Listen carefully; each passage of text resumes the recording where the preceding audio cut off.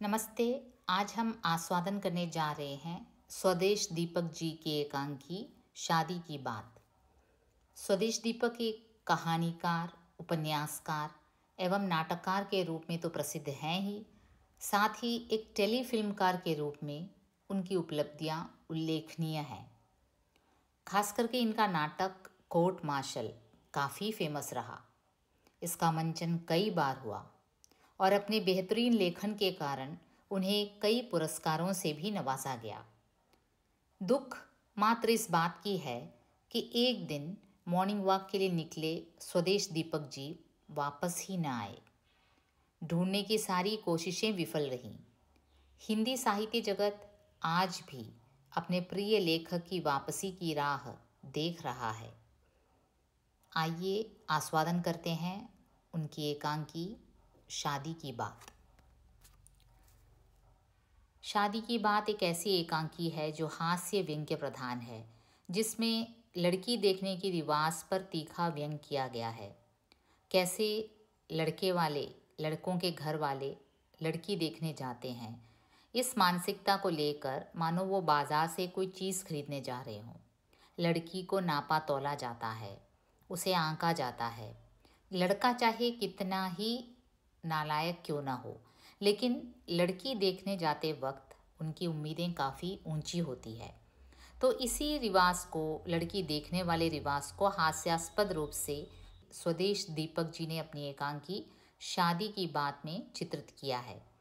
आइए उसका आस्वादन करते हैं। कर लेते हैं पात्र परिचय। इसमें एक युवती है जो 16 साल की है, उसका नाम है चकोरी। और एक युवक है जो 20 साल का है, उसका नाम है चांद। और चकोरी की माँ है जो रजनी देवी है, 35 साल की है। प्रभात चंद्र हैं जो चांद के पिता हैं। जो लड़का है वो चांद है, जो लड़की देखने आता है वो चांद है, युवक है। उसके पिता का नाम प्रभात चंद्र है। और चमेली है करीब 17 साल की एक नौकरानी, जो चकोरी के घर काम करती है। तो सायंकाल का समय है।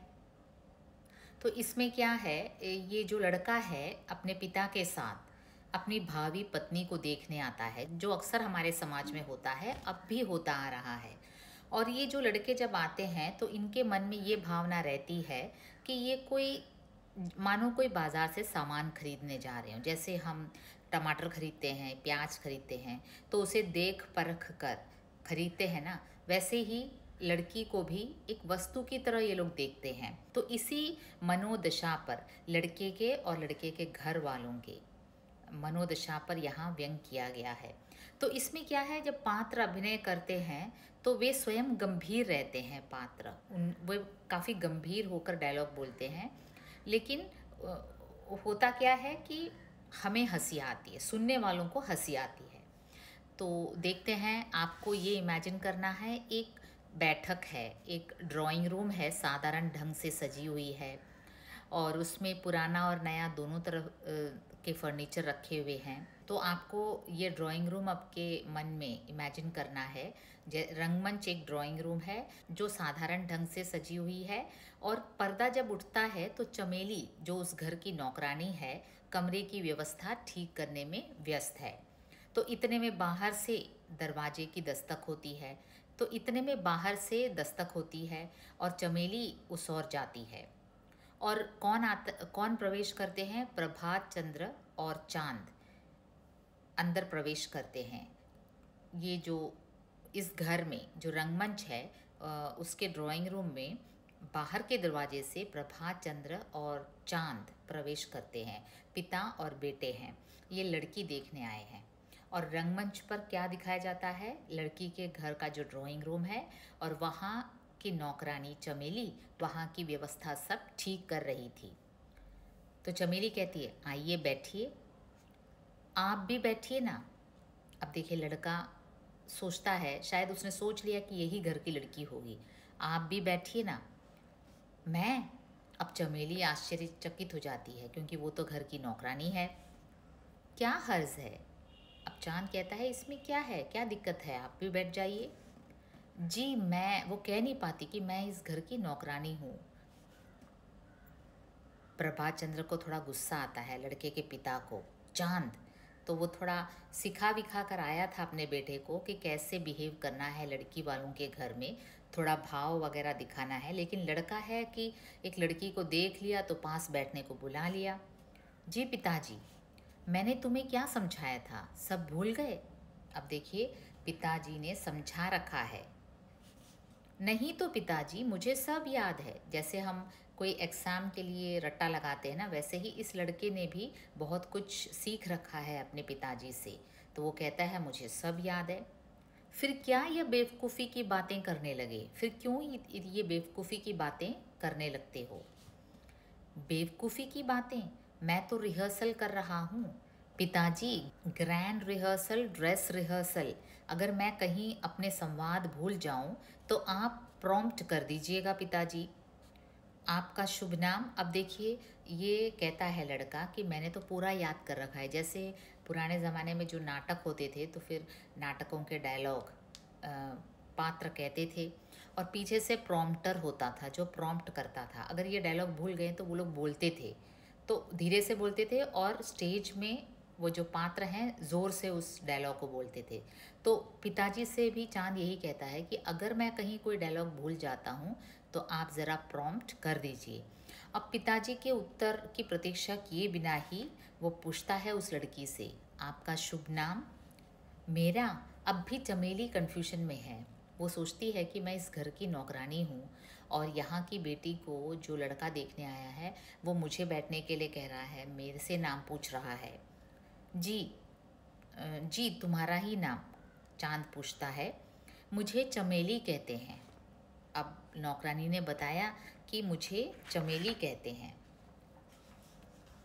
अब नौकरानी ने बताया कि मुझे चमेली कहते हैं। तो चांद एकदम मजनू स्टाइल में कहता है, चमेली, ओह कितना प्यारा नाम है चमेली, जिसकी मादक सुगंध मस्तिष्क के ऊपर छाकर आत्म विभोर कर देती है। चमेली एक फूल का नाम है, आपको पता है, काफ़ी सुगंधित होती है। तो उसी का जिक्र करते हुए चांद कहता है, चमेली जिसकी मादक सुगंध मस्तिष्क के ऊपर छाकर आत्म विभोर कर देती है। पिताजी, आपने तो बताया था कि इसके बाद वह मेरा नाम पूछेगी, पर इन्होंने तो कुछ पूछा ही नहीं। अब मैं क्या करूं?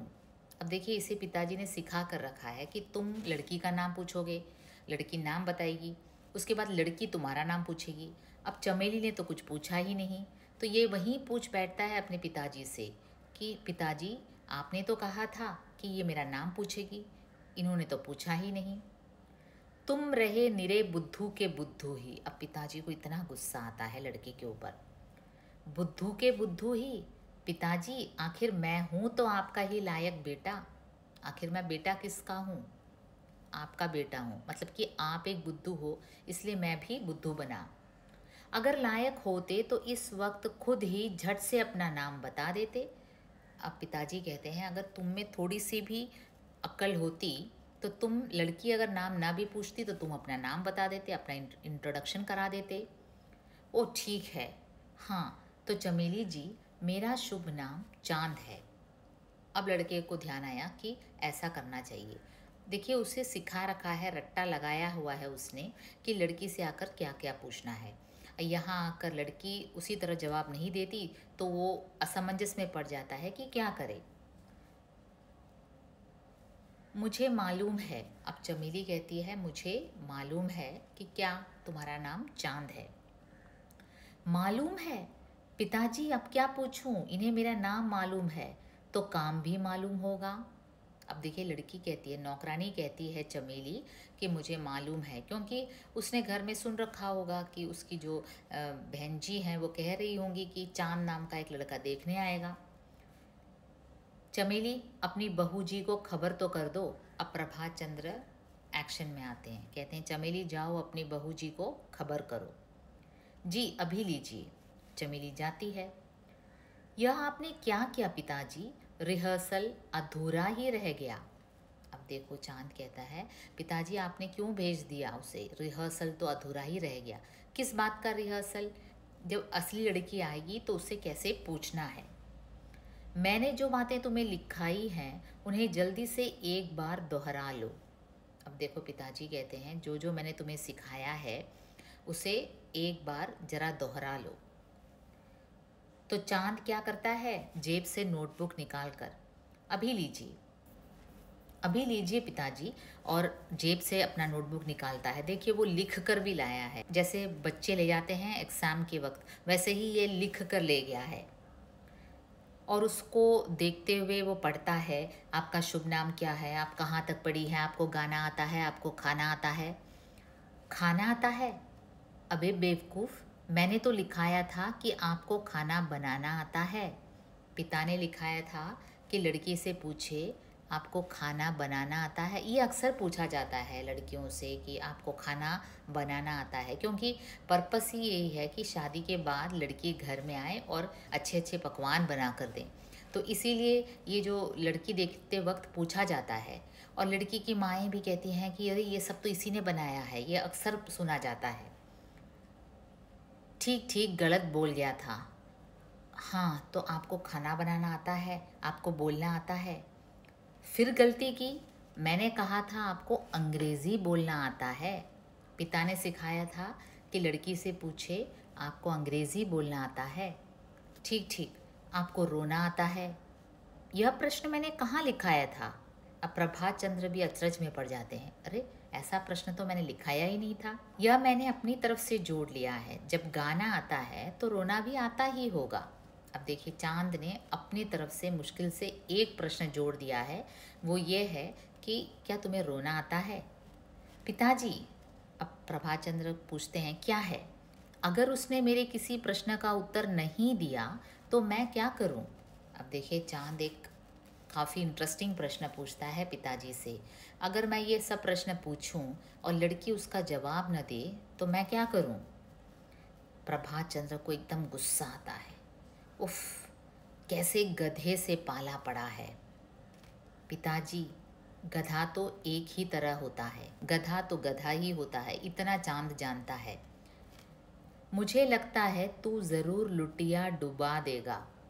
मुझे तो लगता है तू पूरा प्लान खराब कर देगा। पिताजी, मैंने तैरना सीख लिया है। अब देखिए ये एक यूसेज है कि लुटिया डुबाना, मतलब कि बना बनाया काम बिगाड़ देना। और यहाँ चांद कहता है कि मैंने तैरना सीख लिया है, अगर लुटिया डूब भी गया तो मैं तैर लूँगा। तो वहाँ रजनी देवी और चमेली प्रवेश करती हैं। नमस्ते। रजनी देवी आते ही सबको नमस्ते कहती हैं और सभी आपस में नमस्ते नमस्ते कहते हैं। बैठिए। चमेली, पान तोला अभी लाई बहू जी। और रजनी देवी के कहे के अनुसार चमेली पान लेने जाती है। अब रजनी देवी से कुछ तो कहना ही है, बात आगे बढ़ाना है। तो प्रभात चंद्र कहते हैं आप अच्छी हैं। इस पर चांद कहता है अच्छी ही नहीं, बहुत अच्छी। अब पिता को एकदम गुस्सा आता है, चांद को घूर कर देखते हैं। चांद अपनी गलती नहीं समझ पाता। रजनी देवी एकदम झेंप जाती है। अब लड़की की जो माँ है वो एकदम झेंप जाती है कि लड़का आया है, उसका पिता कह रहा है कि आप बहुत अच्छी हैं, अब बेटा कह रहा है तो आप तो बहुत ही अच्छी हैं। मैं अभी आती हूँ चकोरी को लेकर। चकोरी को लेने चली जाती है माँ। पिताजी, क्या आपने सुना उसका नाम चकोरी है? पिताजी, आपने सुना लड़की का नाम चकोरी है, तो क्या हुआ? वाह पिताजी, आप तो साहित्य से बिल्कुल परिचित नहीं मालूम होते। मैं चांद, तुम चकोरी, रहेगी कैसी सुंदर जोड़ी। चांद और चकोरी का जोड़ी तो बहुत पुराना है, साहित्य में इसका उल्लेख कई बार कवियों ने किया है। ये चकोर जो है, चांद और चकोर का प्रेम काफ़ी फेमस है, एक मिथोलॉजिकल बर्ड है। साहित्य में चकोर पक्षी को एक प्रेमी के रूप में पेश किया गया है। चकोर यानी प्रेमी का प्रतीक, एक ऐसा प्रेमी जो काफ़ी डेडिकेटेड हो। चकोर पक्षी को एक वियोगी प्रेमी के रूप में दर्शाया गया है। वो होता ये है कि वो सारी रात चंद्रमा की ओर ताकता रहता है और अग्नि स्फुलिंगों को चंद्रमा के टुकड़े समझकर चुनता रहता है। इसमें फैक्ट ये है कि वो कीटभक्षी पक्षी है और इसी कारण वो चिंगारियों को जुगनू समझकर, कीट समझकर उन पर चोंच चला देता है। वास्तव में ये न तो आग का टुकड़ा खाता है, न निर्निमेष सारी रात चंद्रमा को ताकता ही रहता है, लेकिन कवि इस मिथोलॉजिकल बर्ड को एक प्रेमी के रूप में चित्रित करते हैं। तो यहाँ ये जो लड़का है देखता है कि उसका नाम चांद है और लड़की का नाम चकोरी। तो चांद और चकोरी का जोड़ी तो बहुत ही फेमस है, वो काफ़ी खुश हो जाता है। अब प्रभा चंद्र को गुस्सा आता है, चुप बे बदतमीज, ऐसी मरम्मत करूँगा कि सारी कविता करना भूल जाएगा। पिताजी, घर चलकर चाहे जितना मार लीजिएगा, यहाँ तो कविता कर लेने दीजिए। आपको पता नहीं आजकल की लड़कियाँ कवियों को विशेष रूप से पसंद करती हैं। अरे आपको नहीं पता पिताजी, आजकल की लड़कियाँ कवियों को काफ़ी पसंद करती हैं। और हरिवंश राय बच्चन की कुछ लाइनें वो सुनाता है। इस पार प्रिय तुम हो मधु है, उस पार न जाने क्या होगा, मधुशाला की कुछ पंक्तियाँ सुनाता है। और सुमित्रानंदन पंत की ये जो काफ़ी फेमस लाइनें हैं, वियोगी होगा पहला कवि, आह से उपजा होगा गान, उमड़ कर आँखों से चुपचाप, बही होगी कविता अनजान। अब ये कविता सुनाता है चांद। कवि के बच्चे, अब प्रभात चंद्र को काफ़ी गुस्सा आता है। ओह, तो आप भी कवि बन गए। अब चांद को इस बात में खुशी होती है कि उसके पिता ने उसे कवि के बच्चे कहा, तो इसका मतलब ये हुआ कि उसका पिताजी कवि है। बहुत खूब, जादू वह जो सिर पर चढ़कर बोले, किंतु पिताजी आज तो शादी की बात मेरी हो रही है, आप किसी और दिन कवि बनिएगा। पिताजी, आज मेरी शादी की बात हो रही है, आप किसी और दिन कवि बनिएगा। अब प्रभात चंद्र को इतना गुस्सा आता है कि वो खड़े होकर चांद को मारने के लिए अपने हाथ की छड़ी उठाते हैं कि इतने में क्या होता है, रजनी देवी और उनके पीछे अति आधुनिक ढंग से श्रृंगार किए हुए चकोरी आती है। प्रभात चंद्र का हाथ वहीं रुक जाता है। बेटे को मारने के लिए छड़ी उठाया था उसने, लेकिन जैसे ही लड़की और लड़की की माँ प्रवेश करते हैं उस कमरे में, प्रभात चंद्र एकदम से शांत हो जाते हैं। रजनी देवी ये देखकर आश्चर्य से पूछती है, क्या बात है? तो प्रभात चंद्र एकदम से खिसिया कर कहते हैं, कुछ नहीं, ज़रा यूं ही, ज़रा यूं ही। दोनों कोई बात बना नहीं पाते, बेटे और पिता। रजनी देवी एकदम आश्चर्य से पूछती है, ज़रा यूं ही? अगले एपिसोड में हम देखेंगे कि चांद कैसे चकोरी से मिलता है। क्या वो सारे प्रश्न लड़की से पूछ भी पाता है जिसकी तैयारी करके वो आया था, और चकोरी किस प्रकार उसके प्रश्नों का जवाब देती है, ये हम अगले एपिसोड में देखेंगे। फिलहाल अलविदा।